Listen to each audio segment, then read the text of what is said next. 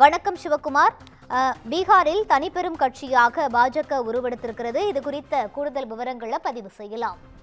அதாவது பீகார்ல நடந்து முடிந்த சட்டமன்ற தேர்தலில் உள்ள பீகாரோட வாக்கு எண்ணிக்கை அப்படிங்கிறது இன்னைக்கு காலை 8 மணிக்கு அளவு துவங்குச்சு.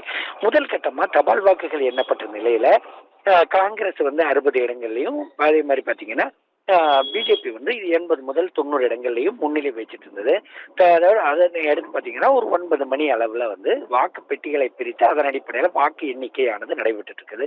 மொத்தம் 40க்கும் மேற்பட்ட இடங்கள்ல அந்த வாக்கு பெட்டிகள் வைக்கப்பட்டு பலத்த சோதனைகளுக்கு பிறகு அது பலத்த பாதுகாப்பு கட்டுப்பாட்டோட வைக்கப்பட்ட நிலையில இன்று காலை துவங்கிய நிலையில ஆரம்பம் முதலே பிஜேபி முன்னிலை வச்சுட்டு இருந்தது. எப்படின்னு பாத்தீங்கன்னா 60, 90 இப்படி கட்ட கட்டமா, அதாவது தனித்தனியா ஓரளவு மெல்லவா ஏறிக்கிட்டே வந்தது. எப்படின்னு பாத்தீங்கன்னா வெற்றி சதவீதத்தை நோக்கி வந்துட்டு இருந்தது.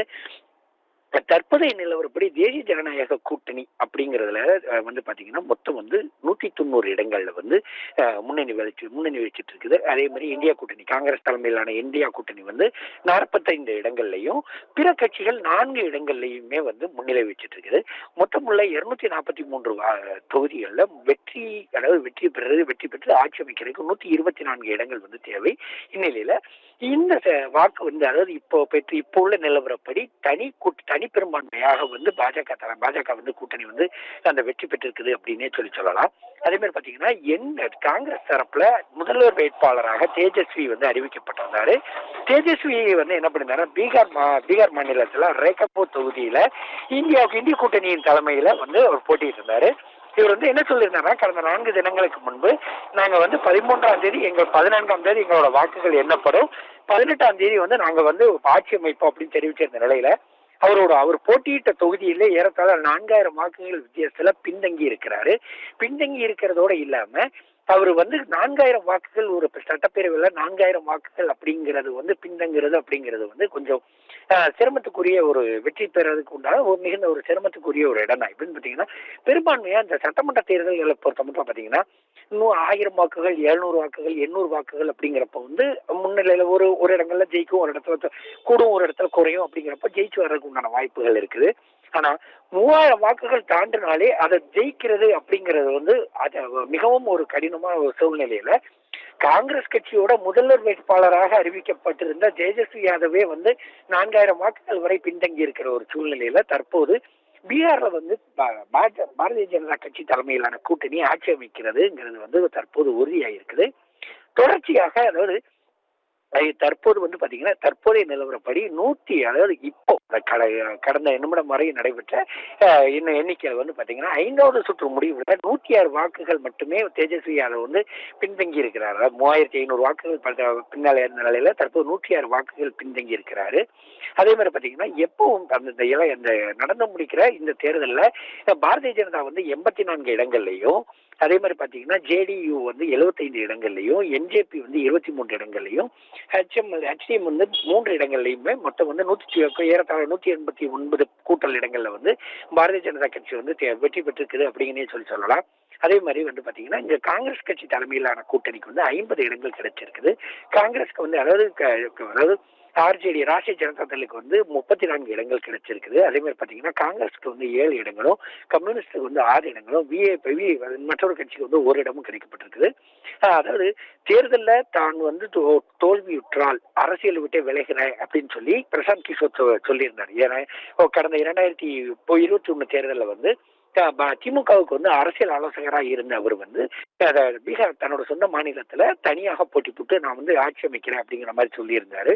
அப்படி இல்லை அப்படிங்கிற பட்சத்துல நான் அரசியல் விட்டே விலகிறேன் அப்படின்னு சொல்லி தெரிவிச்சிருந்த நிலையில முதல் கட்டத்துல 5 இடங்கள்ல அவர் முன்னிலை வச்சுட்டு இருந்தாரு. பின்னர் மெல்ல மெல்ல படியாக குறைந்து தற்போது அவர் எந்த இடத்துலயுமே முன்னணியில இல்லாத ஒரு சூழ்நிலை தான் தற்போது வரை நிலவிட்டு இருக்குது. தேஜஸ்வி யாதவ் தற்போதைய நிலவரப்படி தொடர்ந்து பின்னடைவை தான் சந்திச்சுட்டு இருக்கிற ஒரு சூழ்நிலையில பீகார்ல பாரதிய ஜனதா கட்சி தலைமையிலான ஆட்சி அமைவது தற்போது உறுதியாயிருக்குதுங்க. அதாவது பீகார்ல பிஜேபி தனிப்பெரும் கட்சியாக உருவெடுக்குதா அப்படின்னு சொல்லி தற்போது அரசியல் கட்சிகள் ஒரு மிகப்பெரிய ஒரு ஆச்சரியத்தை மட்டுமல்லாது ஒரு கேள்விக்குறியை எழுப்பியிருக்கிறாங்க. அதாவது நடந்து முடிந்த பீகார் மாநில சட்டப்பேரவை தேர்தலில் பாஜக தனிப்பெரும் கட்சியா தற்போது உருவெடுத்திருக்குது. 101 தொகுதிகள், மொத்தமுள்ள 230 தொகுதிகள் கிட்ட உள்ள தொகுதிகள்ல 101 தொகுதிகள்ல போட்டியிட்ட பாஜக 85க்கும் மேற்பட்ட தொகுதிகள்ல தற்போது முன்னிலை வச்சுட்டு இருக்குது.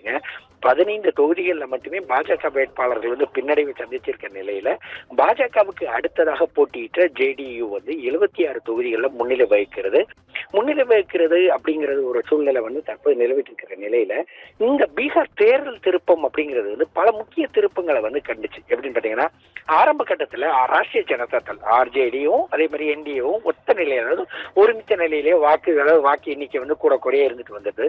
தொடர்ந்து ஜேடியு மற்றும் பிஜேபி கூட்டணியான என்டிஏ வந்து மிக வேகமாக ஒரு முன்னிலை பெற்றது அப்படிங்கிற ஒரு நிலை தான் நிலவுச்சு.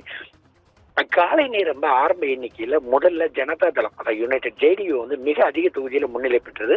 அதனை தொடர்ந்து வந்து பாஜகவும் முன்னிலை வகிச்சுட்டு வந்தது. தேஜஸ்வி யாதவ் ஆர்ஜேடி ராஷ்டிரிய ஜனதா தள தலைமையிலான மகாத்பந்தன் ஆரம்பத்துல சில தொகுதிகளில் முன்னிலையில வந்தது. அதே மாதிரி அதே நேர இடைவெளியில வந்து என்டிஏ கூட்டணியும் முன்னிலைக்கு வந்துச்சு. தேஜஸ்வி யாதவ் சொந்த தொகுதியான ரேகப்பூர் தொகுதியில ஆரம்பத்துல பின்னடைவு கண்டு தற்போதும் வந்து 100 120 வாக்குகள் வித்தியாசத்தில் அவர் வந்து பின்னல இருக்கிறாரு. மொத்தமா வந்து பாத்தீங்கன்னா என்டிஏ கூட்டணி நாள்பட்ட நிலையில 190 தொகுதிகளில் தற்போது முன்னிலை வகிச்சிட்டு இருக்குது. இது அவர்களோட வெற்றிக்கு வந்து முக்கிய காரணம் அப்படின்னு சொல்லலாம். ரேகப்பூர் அதே மாதிரி மகாவா உள்ளிட்ட பகுதிகளில் ஆர்ஜேடி வந்து திடீர் பின்னடைவும் என்டிஏ வாக்கு வங்கியில திடீர் திருப்பங்கள் வந்து உருவான ஒரு சூழ்நிலை தான் நிலவிட்டு இருக்குது. அதே மாதிரி பாத்தீங்கன்னா, இதனை அடுத்து பாத்தீங்கன்னா தற்போது தமிழக முதல்வர் மு.க. ஸ்டாலின் வந்து ஒரு அறிக்கை ஒன்று வெளியிட்டிருக்கிறார். என்னன்னு பாத்தீங்கன்னா, தமிழகத்துல இன்னும் 4-5 மாதங்கள்ல வந்து சட்டப்பேரவை தேர்தல் நடைபெற உள்ள நிலையில வாக்காளர் சிறப்பு சீர்திருத்த படிவம், அதாவது எஸ்ஐஆர் அப்படிங்கறத வந்து இம்ப்ளிமெண்ட் பண்ணியிருக்குது கவர்மெண்ட், அதாவது மத்திய அரசு. நவம்பர் 4 தொடங்கி டிசம்பர் 4 வரை உள்ள தேதிகளில் இந்த வாக்காளர் சரிபார்ப்பு தீவிர சீர்திருத்தத்தை மேற்கொள்ளலாம் அப்படின்னு அறிவிக்கப்பட்டு அதன் அடிப்படையில் தற்போது பணிகள் நடைபெற்று இருக்குது. நேற்று வந்து இது குறித்து கேட்டப்ப என்ன சொன்னாங்கன்னா, ஏறத்தாழ 85% வாக்காளர்களுக்கு வந்து இந்த படிவங்களானது வழங்கப்பட்டிருக்குது அப்படின்னு சொல்லி தெரிவிச்சிருந்த நிலையில தற்போது என்ன சொல்லியிருக்காங்கன்னா, முதல்வர் என்ன சொல்லியிருக்கிறாருன்னா, உண்மையான வாக்காளர்கள் ஒருவர் கூட விடுபட்டு விடக்கூடாது அப்படின்னும், மக்களின் வாக்குரிமையை பெற்றுத்தரும் பொறுப்பு நம்மிடம் இருக்கிறது அப்படின்னு சொல்லி தெரிவிச்சதோட இல்லாம மக்களோட நம்பிக்கையை பெற வேண்டியது நம்மளோட பொறுப்பு நம்மகிட்ட இருக்குதுன்னும், எஸ்ஐஆர் படிவங்களை நிரப்ப பொதுமக்களுக்கு திமுகவினர் உதவணும் அப்படின்னு சொல்லி முதலமைச்சர் வந்து அறிவுறுத்தல் செஞ்சிருந்த நிலையில எஸ்ஐஆர் அப்படிங்கிறத பொறுத்த மட்டும் வந்து ஆரம்ப கட்டங்கள் தொடங்கியே வந்து எதிர்கட்சிகள் வந்து எதிர்ப்பு தெரிவிச்சிட்டு இருந்தது. என்னன்னு பாத்தீங்கன்னா, இதன் மூலம் வந்து பல்வேறு வாக்காளர்கள் வந்து விடுபட்டுருவாங்க அப்படின்னு சொல்லி ஒரு அதிருப்தி தெரிவிச்சிட்டு இருந்த ஒரு சூழ்நிலையில 60 லட்சம் வாக்காளர்களை வந்து காணல, அதாவது 60 லட்சம் வாக்காளர்கள் வந்து இந்த எஸ்ஐஆர் மூலம் தூக்கப்பட்டாங்க, அதாவது நீக்கப்பட்டாங்க அப்படின்னு சொல்லி எதிர்கட்சிகள் வந்து தெரிவிச்சிட்டு இருக்க நிலையில தேர்தல் ஆணையம் என்ன சொல்லுச்சுன்னா, விடுபட்ட வாக்காளர்களை சேர்த்துக்கிறதுக்கு எங்க கிட்ட வந்து வடிவங்கள் இருக்குது. அதாவது இப்போ நீங்க வந்து ஒரு எஸ்ஐஆர் அப்படிங்கறதுல விட்டுட்டாங்க, அதாவது எஸ்ஐஆர்ல உங்களுக்கு போதிய டீட்டெயில் கிடைக்கல அப்படின்னா நீங்க அப்ளை பண்ணி நீங்க வாங்கிக்கலாம் அப்படின்னு சொல்லி தெரிவிச்சிருக்கிற ஒரு சூழ்நிலையில தமிழகத்துல இதன் பணிகள் வந்து தற்போது துவங்கி தொடர்ச்சியா நடந்துட்டு இருக்குது.